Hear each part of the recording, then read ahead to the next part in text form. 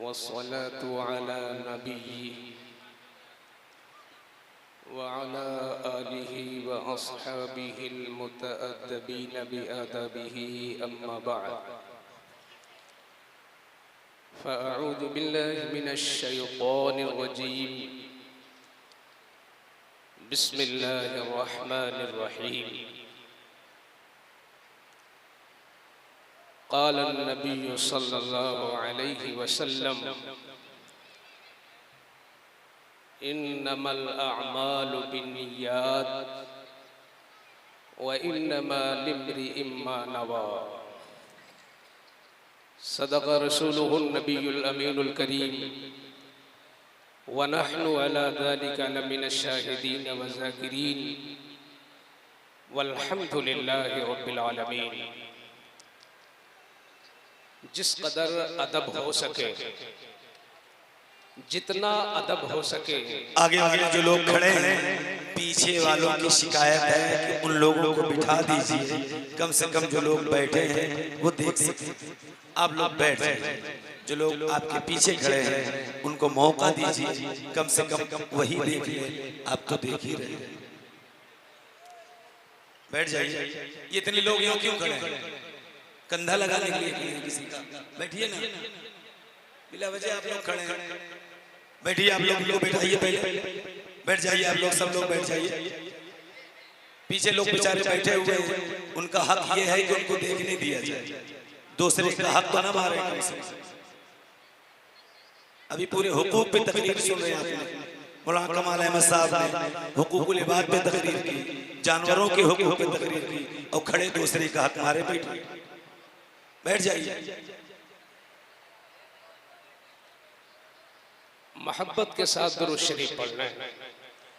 अल्लाहुम्मा सल्लि अला सय्यिदिना व शफीइना व तबीबिना व मौलाना व मलजाना मुहम्मदिन मअदनिल जूदि वल करम व आलिहि व बारिक व सल्लिम सल्लल्लाहु तआला अलैहि वसल्लम।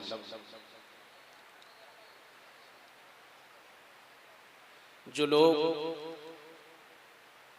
मिंबर पर शुरू से तशरीफ लाए हैं, उन्हें इस बात का बखूबी इल्म है कि इस जलसे का आगाज कैसे हुआ है और इस वक्त 1:20 हो रहे हैं। किस मेयार के साथ और किस कामयाबी के साथ और किस नज़्म के साथ जलसा चल रहा है। एक बात याद रखें कि कभी कभी जलसे का नज़्म इसलिए भी खराब होता है कि हम नज़्म बनाने में लग जाते हैं। दूसरे को खामोश न करें, खुद खामोश हो जाए। अगर हर बंदा खुद खामोश हो जाए तो मुझे लगता है कि मकसद हासिल हो जाए। किसी भी तकरीब और किसी भी जलसे की जो जान होती है वो है उस तकरीब का आगाज और उसका अंजाम, खास करके उसकी शुरुआत। मरकजी इजलास का हाल ये होता है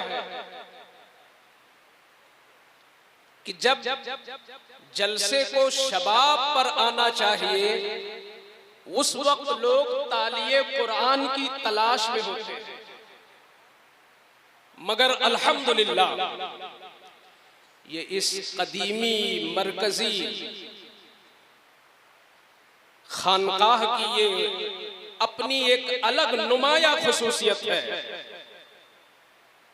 कि इतना अजीम जलसा और इतने वक्त से शुरू हुआ। और सिर्फ शुरू नहीं हुआ, एक आपने एक चीज आज देखी होगी, ये देखिए कागज का टुकड़ा मेरे हाथ में है। तवज्जो मैं चाहूंगा, मौलाना कमालुद्दीन साहब ने हुकूक और सिला रहमे पे तकरीर किया। मेरे साथ आपकी सिला रहमी ये है कि मुझे आप बगौर सुन लें। मैं भी तो सिला रहमी का मुस्तहिक हूं, मैं भी सिला रहमी का। जब जानवर मुस्तहिक है तो क्यों गुलामे सादात क्यों नहीं मुस्तहिक होगा? तो मेरे साथ सिला रहमी करें कि मुझे तवज्जो से सुन ले। मैं कोई खिताब के तौर पर नहीं हूं, मैं तासुरात के तौर पर हूं। क्योंकि माइक पर आते आते हमने 3 उन्वान बदले हैं। हजरत से जिस उन्वान पर बात हुई थी वो पहुंचते ही मैंने उसको बदला। फिर जो लिख के मिला वो मौलाना कमालुद्दीन की तकरीर शुरू होने पे बदला, क्योंकि जो मौजू उनका था ऐसा लगता है कि शायद मुकर्रर हो गया, वही मौजू मेरा भी था। लेकिन मुझे मायूसी इसलिए नहीं हुई कि गर पिदर न तवानत पिसर तमाम कुनत। मौलाना कमालुद्दीन कोई गैर नहीं है, वो हमारे ही दारुल उलूम के ये होनहार कदीम फारिगुत तहसील खतीब है। सुभान अल्लाह। और अल्हम्दुलिल्लाह मुझे उन्हें पढ़ाने का की सादत हासिल है। तो फिर वो मेरी तर्जुमानी हो गई। आपने एक चीज देखा होगा कि बाज लोग आते हैं, अब हम बाज की बात क्या करें। कुछ लोग कहते हैं कि अगर इजाजत हो तो एक शेर और पढ़ ले, अगर इजाजत हो तो मक्ता से पहले एक जरूरी शेर पढ़ ले। तो मैं उनको ये कहता हूं ये जो रोका पे लिखा हुआ है इसको पहले पढ़ ले। अरबी में 2 लफ्ज आते हैं, एक है ईजान और एक है इस्तीजान। तो ईजान का मतलब होता है इजाजत देना और इस्तीजान का मतलब है इजाजत मांगना। तो जब मरकज की तरफ से साहिबे सज्जादा की तरफ से इजाजत मिल चुकी है, फिर इजाजत मांगने की जरूरत क्या है? अगर 3 की मिली है तो 3 पर इक्तिफा कर ले, उसी में सआदत है। ये वो दरबार है जहां जबान भी संभाल के रखनी है और दिल भी संभाल के रखना है। दोनों चीजों का संगम है, ये दोनों का संगम है। अभी आपने सुना अल्लामा कमाल अहमद नईमी साहब का खिताब की इल्म की हैसियत से इस खानकाह का आलम क्या है, और तकवा और तहारत, बुजुर्गी और तसव्वुफ, इसमें भी इसका कोई जवाब नहीं है। तो आने वालों, दिल पे भी ताला लगाओ, जबान पे भी ताला लगाओ। सुभान अल्लाह। तो मैं कहता हूं चलो, मेरा मौजू है 2 सतर लिखी हुई इबारत। मौलाना अब्दुल करीम साहब को मैं नहीं समझ रहा था कि ये इतने दाना और बीना है। लेकिन एक होता है कसबी इल्म और एक होता है अताई इल्म। ऐसा लगता है कि बुजुर्गों की निगाहें जरूर उठ गई हैं इनकी तरफ। मैंने जब ये 2 सतर पढ़ी तो मैं हैरत में आ गया कि इस कदर अदीबाना और आलिमाना नोट जो लगाया है इन्होंने नीचे। मैं पढ़ दूं उसको ताकि जो लोग पढ़े बगैर आ जाते हैं वो भी सुन लें। नोट: खुतबा हजरात, वक्ते मुकर्ररा के अंदर, वक्ते मुकर्ररा के अंदर संजीदगी के साथ अवामी फहम के मुआफिक, यानी आपकी समझ के मुताबिक, अवामी फहम के मुताबिक मुंतखब अनावीन पर मेयारी, इस पर भी गौर करने की जरूरत है। मुंतखब अनावीन पर मेयारी मुदल्लल और मालूमाती खिताब फरमाएं। ये पहली सतर है। जब आप इसमें गौर करेंगे तो मौलाना अब्दुल करीम साहब ने इसमें 6 कैदें लगाई हैं।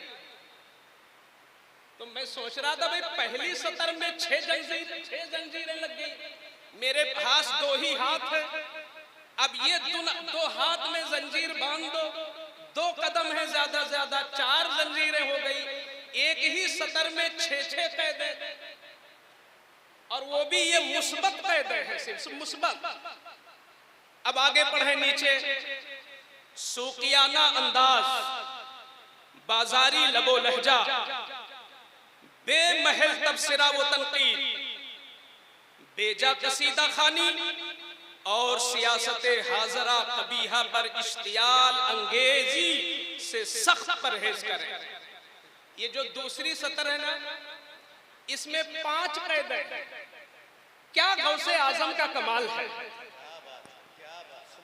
मेरे पीरो मुर्शिद आकाए नेमत दरियाए रहमत हुजूर सैयदी सरकार अहसनुल उलमा अलैहि रहमा व रिजवान फरमाते हैं कि हम लोग तो उस दर के ऐसे भिखारी हैं, उस दर के ऐसे भिखारी हैं कि अगर हमारे खानवादे में किसी भी शख्स को हल्का सा शुबा हो जाए कि हम हकीकत में औलादे गौसे आजम हैं कि नहीं, तो गौसे आजम बेदारी में तशरीफ लाते हैं और कहते हैं तुम मेरी ही औलाद हो, तुम मेरी ही औलाद। सुभान अल्लाह, सुभान अल्लाह, सुभान अल्लाह। ये शाख बिलगिराम की है, यही वो शजर लगा जहां से शाखें निकली तो मारहरा पहुंच गई।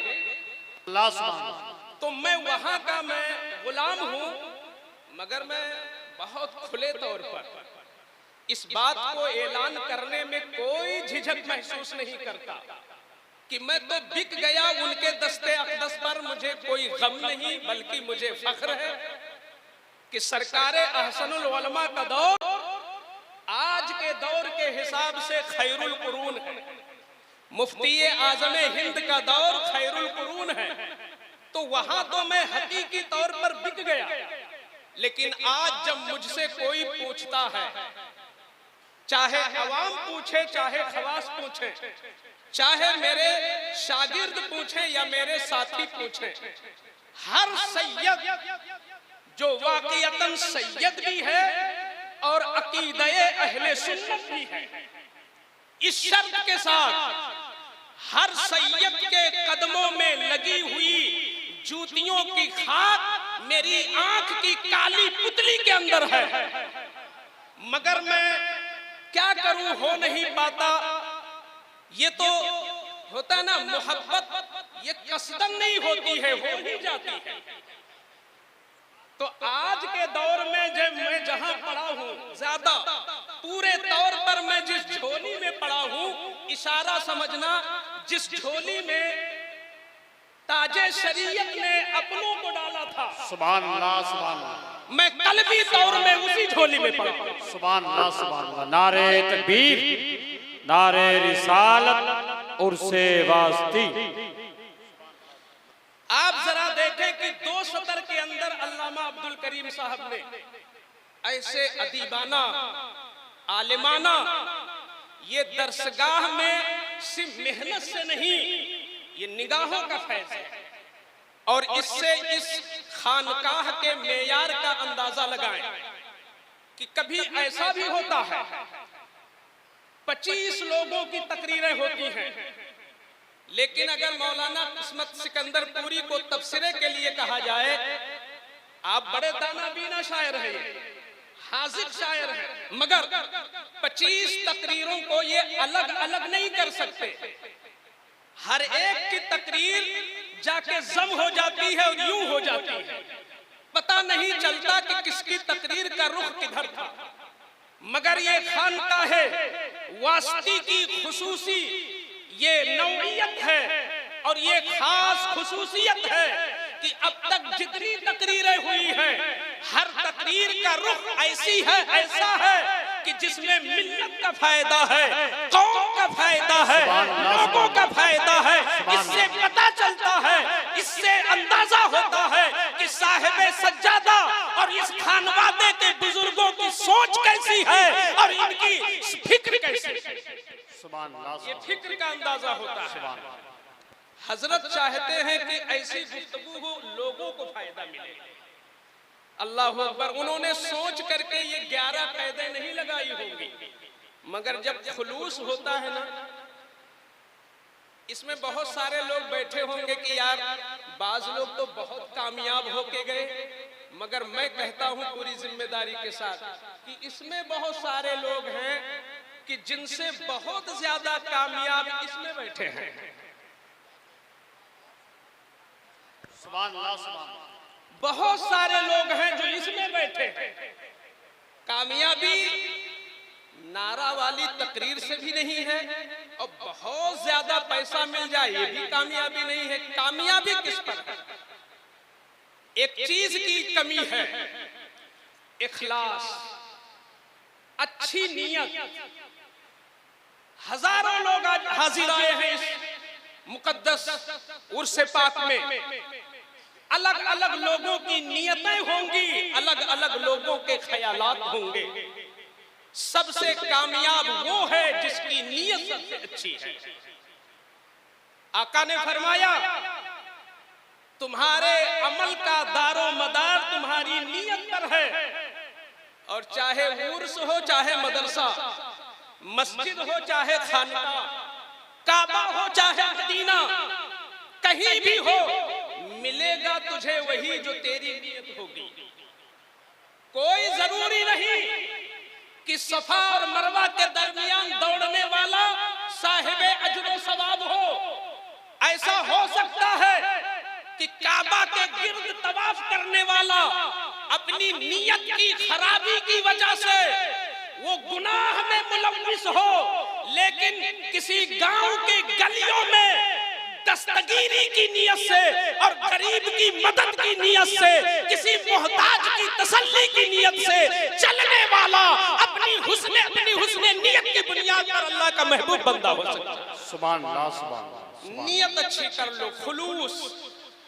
अच्छा, कभी ये उलमा माशाअल्लाह इसमें हमें बहुत सारे लोग पहचानते होंगे, उनकी दुआएं चाहता हूं।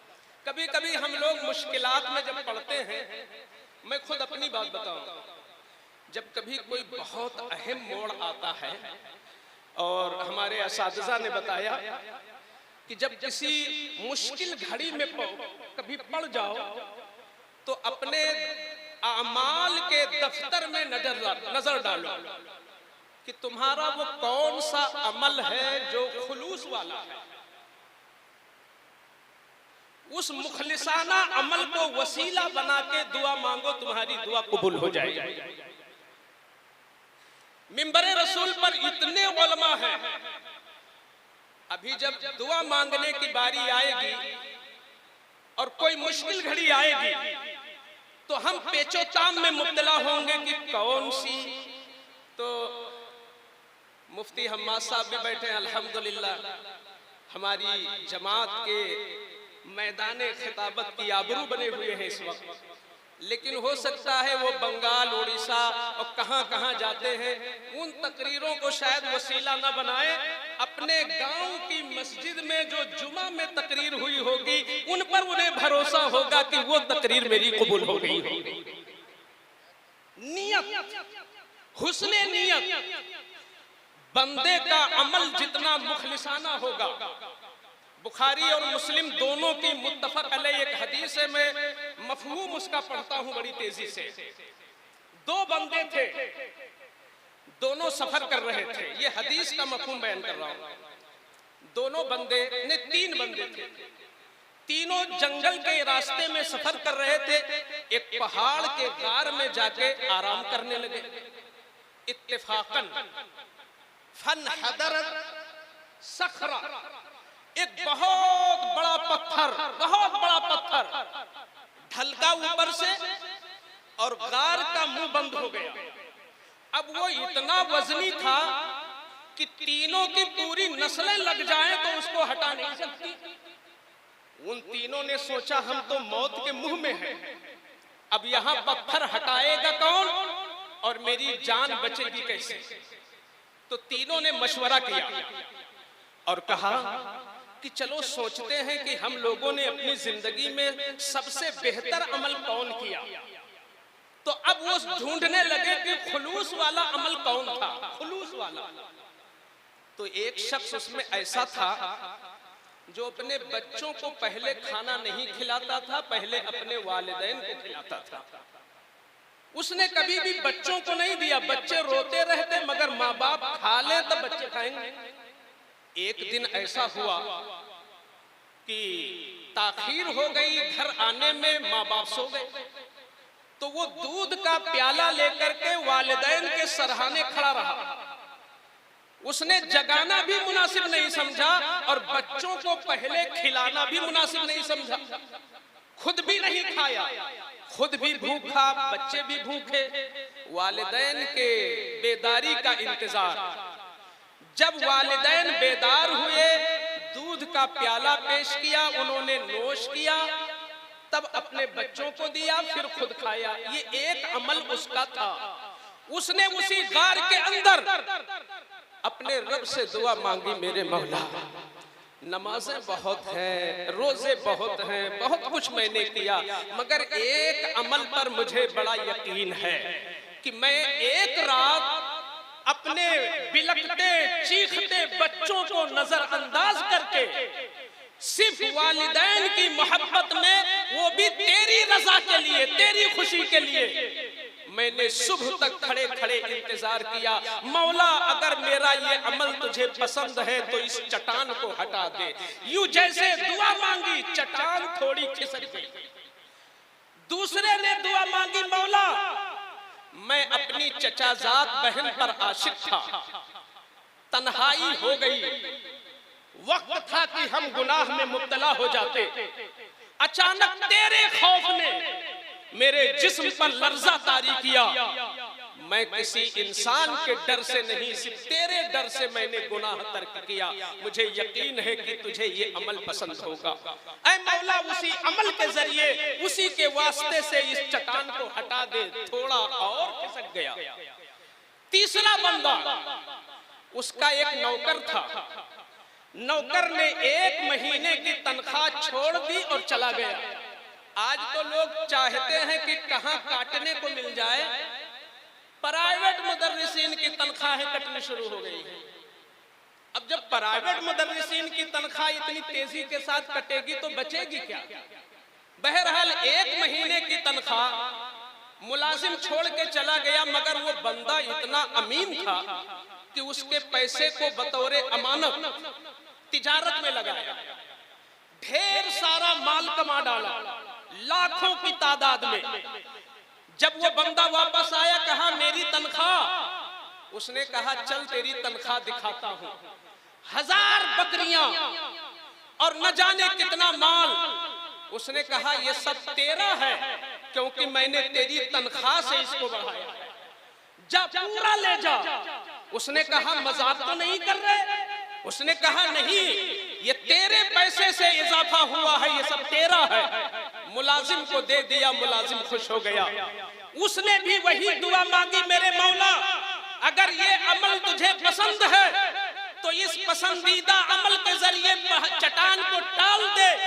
तीनों की दुआओं से थोड़ा थोड़ा पत्थर खिसका और मुकम्मल खिसक गया। तीनों की जान बच गई। कहना यह चाहता हूं कि इतने लोग आए हैं, आप अपनी नियत पे जरा नजर डाल लेना। कहीं ऐसा तो नहीं कि आप ये मंजर देखने आए हो और 2 लुकमा खाना खा करके माहौल का मजा लेकर चले जाने के लिए आप घाटे में हो। आप अगर इसलिए आए हो कि ये वो दर है, ये वो दर है जहां जिस्म का मैल नहीं, दिल का मैल धुला जाता। मजार पे बैठ जाओ। अरे इस पूरी गली को तो आला हजरत ने बहुत कुछ कहा है। ये जन्नत निशा बस्ती है। जहां भी रहो यूं समझो कि साहिबे उर्स का फैज का बादल उठा हुआ है और रिमझिम बारिशें हो रही हैं और तुम्हारे दिल का जंग जहां बैठे वही धुल रहा है। अगर इस नियत के साथ तुम आए हो कि हम अपनी रूहानियत बढ़ाएंगे, हम अपनी बुजुर्गी बढ़ाएंगे, हम अपना तकवा बढ़ाएंगे, हमारे गुनाह यहाँ माफ होंगे, हमारी तौबा यहाँ कबूल होगी, ऐसी नियत से आने वाला चाहे वो तकरीर करे या ना करे, चाहे वो नात पढ़े या ना पढ़े, चाहे वो इनाम पाए या ना पाए, अच्छी नियत वाला सबसे कामयाब है। अल्लाह के दरबार में तुम्हारा जाहिर नहीं देखा जाता। अल्लाह के रसूल फरमाते हैं कि रब कहता है इन्नल्लाह ला यंजुरु इला सुवरिकुम व अअमालिकुम वलाकिन यंजुरु इला कुलूबिकुम। अल्लाह तुम्हारी सूरत नहीं देखता, तुम्हारे चमकदार कपड़ों को नहीं देखता, तुम्हारी 50 डेगों को नहीं देखता, अल्लाह तुम्हारे दिल में छुपी हुई नियतों को देखता। तो अगर नियत हमारी अच्छी है तो हम सबसे ज्यादा कामयाब। नियत अच्छी रखो और ये तसव्वुर बना के रखो कि चाहे आप लाइट में आओ या ना आओ, भाई लाइट में आने से जानते हो क्या दिक्कत है, बंदा रियाकारी में मुब्तला हो जाता है, रियाकारी में मुब्तला हो जाता है। और हदीस में मेरे आका ने फरमाया, ये आखिरी मेरा जुमला है, एक शफीक बाप जब मरने लगता है तो अपनी औलाद को वो नसीहत करता है जो सबसे बड़ी नसीहत हो। एक आम इंसान की फितरत है।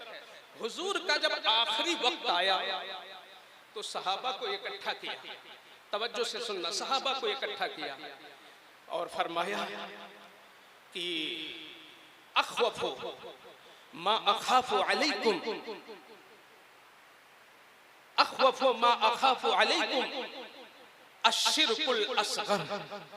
सहाबा, फितने तो बहुत आएंगे हमारे बाद, हालात बहुत बिगड़ेंगे, लेकिन सबसे ज्यादा डर जो मुझे है वो शिरके असगर से है। तो सहाबा ने अर्ज किया, या रसूल अल्लाह शिरके असगर क्या है, यानी छोटा शिर्क, छोटा शिर्क क्या है? तो आका फरमाते अर्रिया, वो रियाकारी है, दिखावा है। आप जरा गौर करें अपने अमल के अंदर। इफ्तारी जब आप कराते हैं तो फोटो क्यों वायरल करते हैं?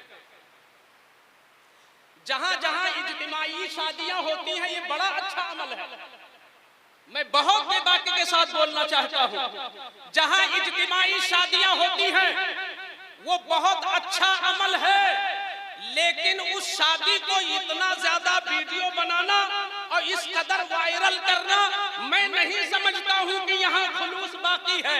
किसी गरीब की गुर्बत का मजाक मत बनाओ, ऐसे बंद हाथ से मदद कर दो कि तुम जानो तुम्हारा अल्लाह जाने और अल्लाह के बताने से रसूलुल्लाह जाने।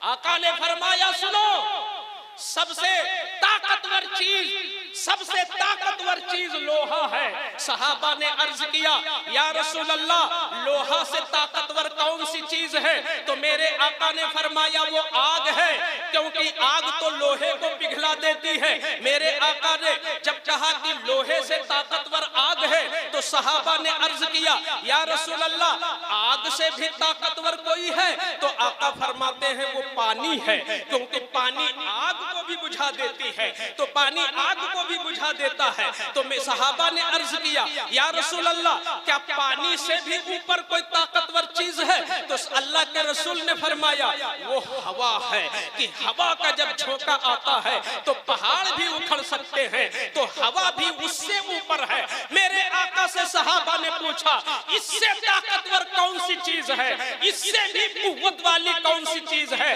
तो आका इरशाद फरमाते हैं, वो एक चीज है, उससे ताकतवर कोई चीज नहीं है, वो है बंदे का खुलूस, कि अपने हाथ से अगर बाएं हाथ से दे तो दाहिने हाथ को पता न चले।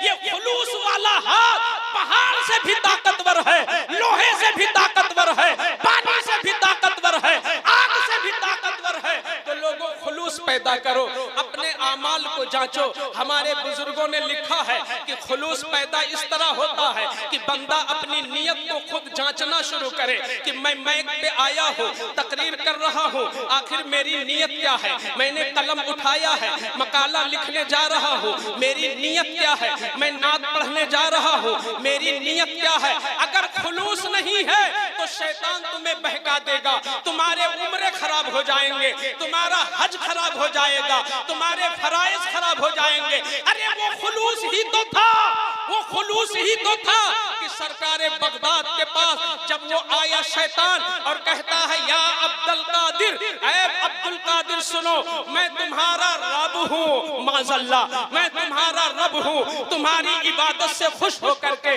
आज तुम्हारे ऊपर से मैं इबादत की जिम्मेदारी को साबित करता हूँ। शेख अब्दुल कादिर जिलानी खानदानी ने गौर किया कि ये कैसा है, आखिर मेरे आका रहमते आलम सल्लल्लाहु अलैहि वसल्लम पर जब इतने फजलो कमाल के बावजूद इबादत माफ न हुई तो अब्दुल कादिर किस खेत की मूली है।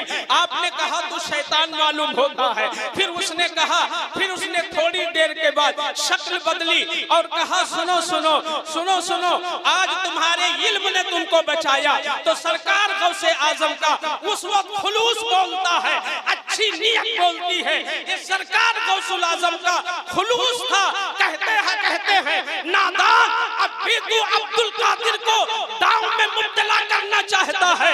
न मेरे अमल ने बचाया है, न मेरे इल्म ने बचाया है, मुझको मेरे रब के फजल ने बचाया। तो खुलूस हो, रिया से बचो, निफाक से बचो। ये उर्स वास्ती का पैगाम है।